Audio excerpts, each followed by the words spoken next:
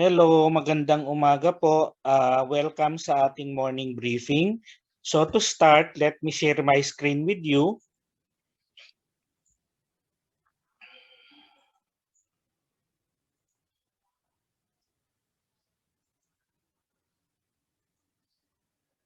Ayan po. So start po tayo ng Euro USD. If we are to look on the daily chart of Euro USD, mapapansin ninyo, 'di ba, nag-break na dito. So yung pagbe-break dito sa trend line na to, it signals the downward movement of euro. So ang gagawin natin, we will look for area where we can possibly put a selling position in the lower time frame. So ang nakikita natin dito, this is an area of value for selling. So dito, 1.20 something, 1.2043 or 1.2042 or anong area to? Ayan, 1.2043 ano po. So pagka nag-touch po dyan, that could be an area of selling. Kasi nga, ang basa natin sa daily natin, if you go back to your daily, ayan, nag-break po siya dito. Tapos you now have a period of indecision dito mo. So we are still expecting that it will continue to go down some more kasi hindi pa naman po nagbre-break ang resistance mo na dating support mo. Actually, this area here is also a selling. From 1.2043 up to 1.2058 is actually a selling area kasi if you will notice, ito po is also a selling area because it is a resistance. So going back to our lower time frame, dito natin tinitingnan since intraday trading po tayo, we recommend a sell at 2043. So yung 2043 po natin, ito po yon, yung 1986, yan po ay galing sa Fibonacci extension. From here to here, you will have a Fibonacci extension 38.2.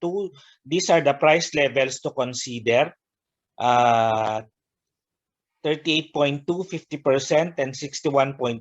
So 1986 initially ang tinitingnan natin, no? So we can possibly expect 1986 to be hit today. So tapos ang cut loss mo is 24 pips away from your entry price. So which is 2067. So kung wala na pong katanungan sa euro, we can now move on sa ating Japanese yen. Ang Japanese yen naman po natin, kung nakikita nyo, medyo nagkukumpul-kumpul karamihan ng mga currencies, nagiging ngayon zen-like sila because of the impending, they are expecting for or they are waiting for the NFP data to come out on Friday. So ito naman, ang Japanese yen, they may probably make a last hurrah para sa kanilang upside before it will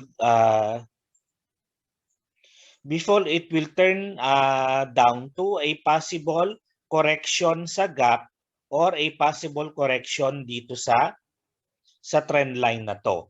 It may attempt to hit the 105.33 before hitting ito, pero syempre yan ay haka-haka lang. So let's try to see kung ano ba talaga ang sinasabi niya. Kasi supposedly dito dapat sana ngayong araw red to eh.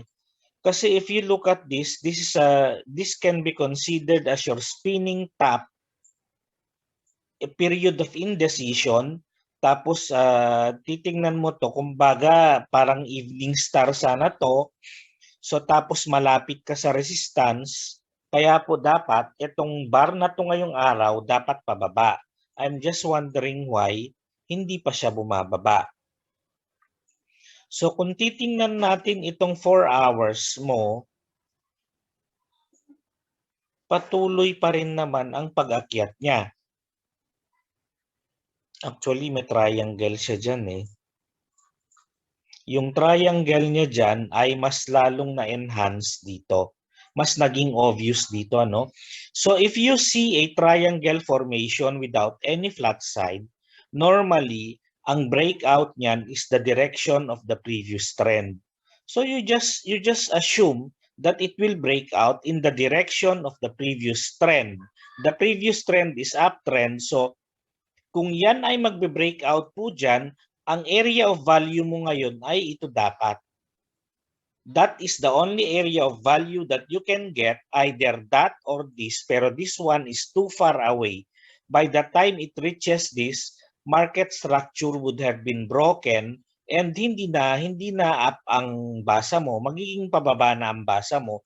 So ito lang po ang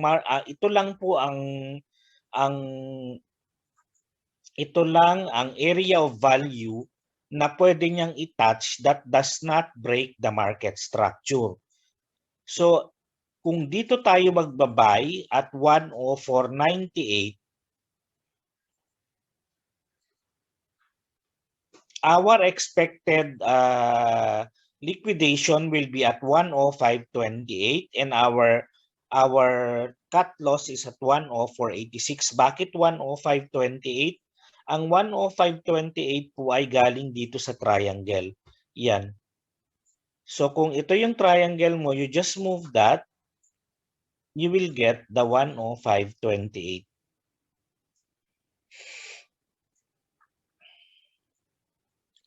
Tapos, kung wala na pong tanong dyan, we can now move on sa ating GBP-USD. Ang GBP-USD naman ay down pa rin siya kasi obviously kung titingnan mo to lower highs, ano po? If you look at your daily chart, ang bias ng daily mo is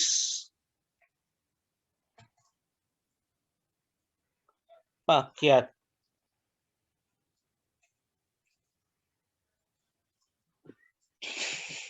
Ang bias mo is ang bias hindi pala, I forgot kung. Let's just take that out.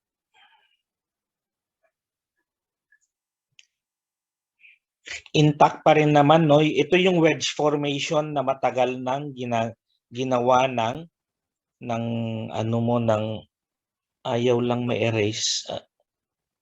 I want to erase it. Hindi ko. Ayan, I hope ma-erase siya.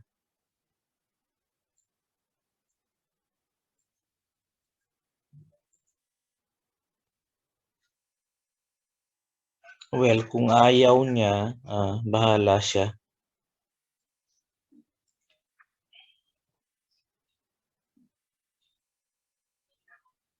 Ayan, so for now, what we will consider is this price action.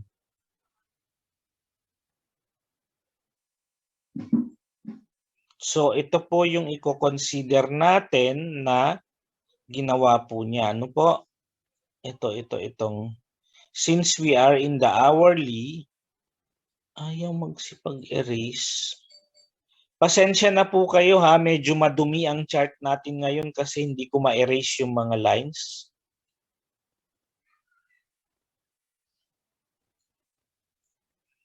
So if this is the trend line, if this is the trend line that will guide us now, na break po siya, na break yan, tapos you only have to look for the farthest distance from the trend line. So the farthest distance would be this.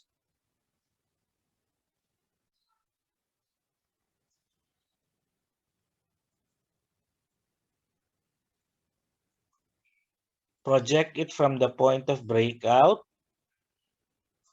At ang tatargetin po niya ay 1.34. So medyo malayo-layo na po, ano? What I wanted to measure kanina was this one also. So bago po tayo tumingin sa malaki, tumingin muna tayo sa malapitan lang. Before you look far, before you look far ahead, look at what is near. Kung bakit po yan ang ating dinadangkal, because if you consider this, if you are going to consider this, nasa ano po yan? More or less, nasa rectangle formation. So kung ano yung width ng rectangle mo, this is your rectangle formation, di po ba? So kung ano yung width ng rectangle formation mo, yun yung possible na pwede niyang puntahan. Assuming that the width of this is, ito kasi yun. So assuming, babaliktarin mo lang, ayan. So pagka nag-break siya either on the upside or on the downside, yun po yung pwede niya. Pero nag-break na po, ay hindi pa po siya nagbe-break, ano? Pero ang bias niya is still this one. Yan. So if it is consolidating now, you can expect that the 26 moving average will carry the price away from the consolidation. So kung titingnan po natin, hinahanap ko lang yung kanyang end. Ano po? Ayan. So dito po yan. Ang possible target niya is 34.75. Yan. So yan po ang pwede niyang puntahan pagka nag-break po siya ng pababa. So if we are going to sell, we sell here at 36.57.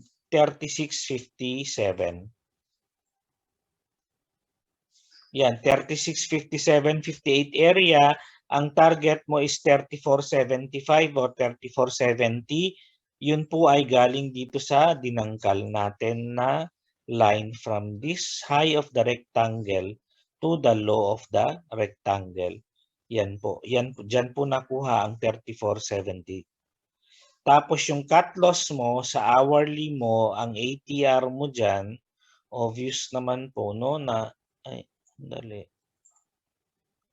Yan, if you look at the window in your left, yung ATR 20 mo, it says there 17.6. So 17.6 is rounded off, it becomes 18. 18 times 2 is 36. So if you are going to compute for 36 pips away from your entry price, you will get 36.94.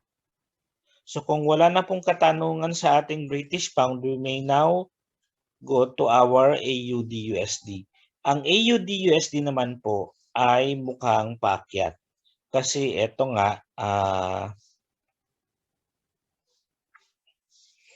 it may probably, lalong-lalo na pagka nag-break po siya ulit, dito po ano, sa 76.64.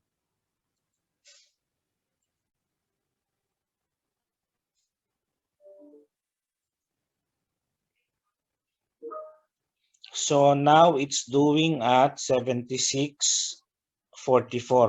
So kanina po kasi habang ginagawa yan, or ang ano po diyan, ang magandang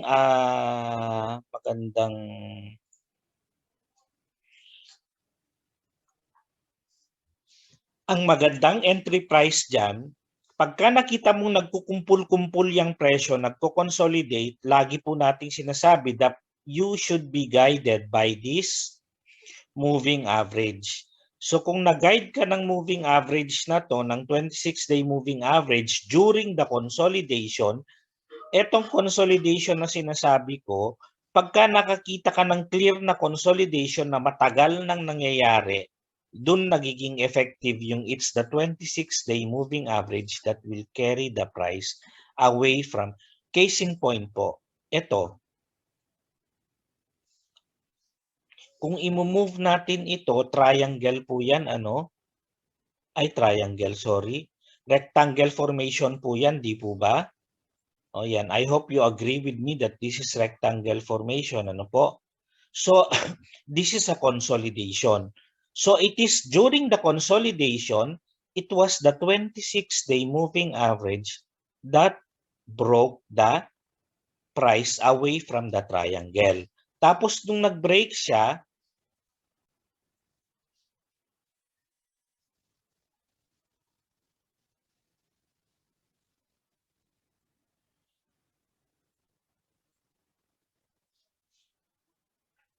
kung ano yung haba, kung ano yung kapal ng triangle, yun din yung pinuntahan ng presyo.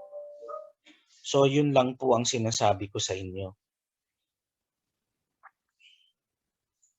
So, here, dito ngayon, dito tayo sa anong moving averages nito nung last touch point niya. The last touch point that it had was here with the 26-day moving average. So, anong price po niyan? It's 76.16. So, you buy at 76.16 or 76.18 ko. 2 pips lang naman. Tapos, ang liquidation mo is 76.64 based on the previous trend line. Ito, it might resist kasi dito sa trend line na ito, kaya po hanggang dyan lang ang take profit. Tapos, ang cut loss mo po ay based on the hourly ATR, which is 12 pips times 2 buying po tayo, kaya po subtraction po ang ginamit natin dito. It's 75.92 ang cut loss mo if you enter at 76.16. Tapos, kung wala na pong tanong dyan, we can now move on sa ating gold. Yung gold naman po, kanina nung ginagawa ko yan, nandito ang presyo. So ngayon bigla siyang bumaba. I don't know. I was trying to scour the news kanina kung bakit bigla siyang bumaba kasi yung karamihan naman walang galaw. Lalong-lalo na ang British pound kasi nag-aantay sila ng rate cut decision mamayang hapon or mamayang gabi. Later this afternoon or tonight, no? So there's going to be announcement of the rate cut decision from the Bank of England. So dito po, ang nangyari dito sa gold naman, 'di ba sabi natin it may ito ba yung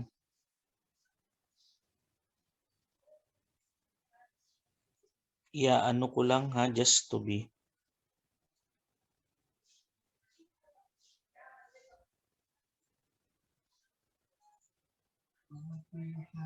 yan, kung napansin nyo po, this can be a flag formation, no? Kasi meron ka namang 2 point dyan na pwede mong i-connect. Dito sa baba, marami kang point na pwede mong i-connect. So, hindi gawa-gawa.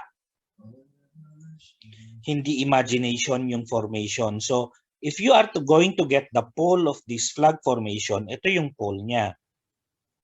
So, kung yan po yung pole niya, ito yung ano niya, ito yung target niya. Ang target po niya is 1801. Tapos ang ano niya, bakit natin sinasabi na if you remember, if you've been attending yung aking morning briefing, ang sinabi ko dati, 'di ba, ang nakakatakot dito kung flag formation itong ginagawa niya na ito, I remember saying that it will not look back if once it starts to break. Kasi pagka nagbe-break usually sa flag formation, walang lingunan. So yan po, pwedeng didire-diretso yan pababa. So ang laki nga ng binaba niya, no? Ang laki ng binaba muna niya bago siya nag-pause dito. So kung again, as I was saying, it is always the 26-day moving average that will carry the price away from the consolidation. As a rule of thumb, hindi po guaranteed na rule yan ha. Karaniwan ginagamit. Anong ibig kong sabihin na karaniwan ginagamit? If you adhere to it, more or less, out of 10 trades, 7 siguro ang pwedeng kumita or 3 ang pwedeng talo because of that principle. Yan, yung sa 26-day moving average. So if you try to search, if you try to look for an area of value sa 26-day moving average mo, dito po dapat. So nung dito nagkaroon ng price rejection dito, yan, your opening price here would have been your the opening price here would have been the entry natin sa ating selling. But for the purposes of giving you a figure to guide you with, dito po, kaya po 1836 yan kasi po ang kinuha natin dito is yung moving average.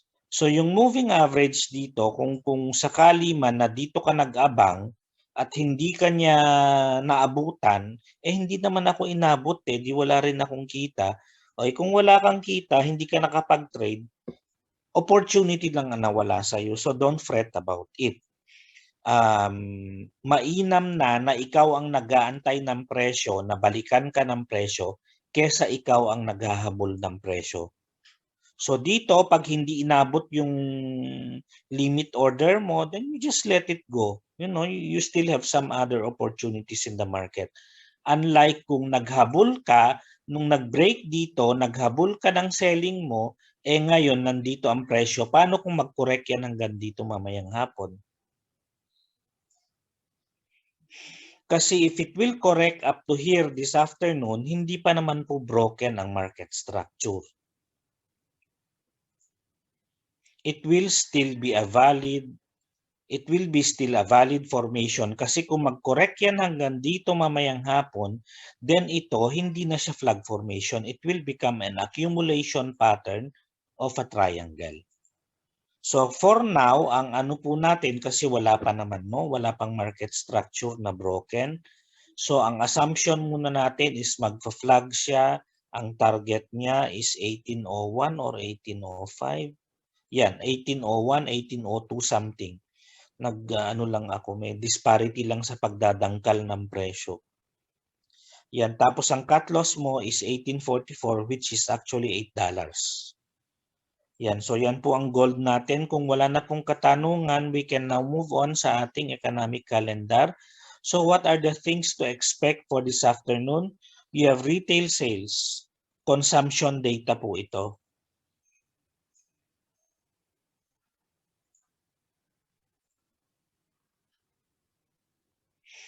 Yan, so it follows the performance ng retail sector sa Eurozone. So ibig sabihin pagka positive po yan at mataas, it's bullish for the euro currency. And then economic policy report. So karamihan ng mga ito ay about the interest rate. So yan po lahat mamayang 8 o'clock ng gabi, so you can expect that the British pound will be quiet throughout the day until 8 o'clock. So few hours prior to 8 o'clock, maybe an hour or two prior to 8 o'clock, the British pound will start to move kasi yung mga chismoso at chismosa naglalabas na ng mga ugong-ugong. Actually, it's the banks who also do that. Sila rin ang magpapalabas ng ugong-ugong, the market will react, and then stop loss will be hit, and the bank will be very, very happy. Kaya po, as much as possible, lalong-lalo na pagka-interest rate decisions, you stay away from the market muna. Try to let the dust settle first before you get in the market. So after that, after ng 8:30, wala na po.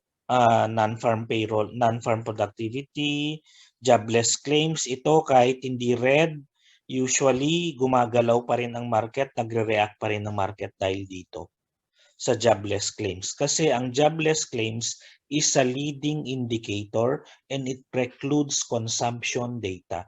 So if the labor data or employment data is not good, then it will have an effect on the consumption data. If there is an effect in the consumption data, it will have effect on other economic indicators in that particular territory, tulad ng manufacturing output, or it may affect the ISM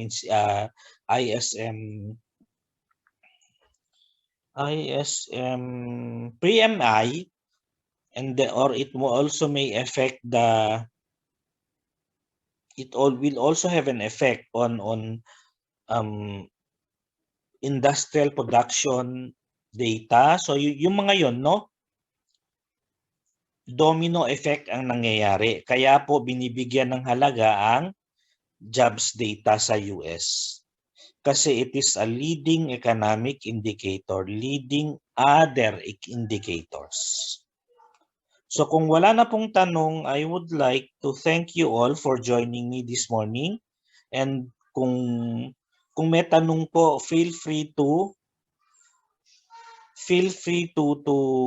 post your questions, or kung wala na po, maraming salamat po sa inyong lahat, and hope to see you all again tomorrow. And I hope na yung ano natin ngayon is nagkakaroon po naman ng tulong sa inyo, ano po? So maraming salamat po. See you all again tomorrow.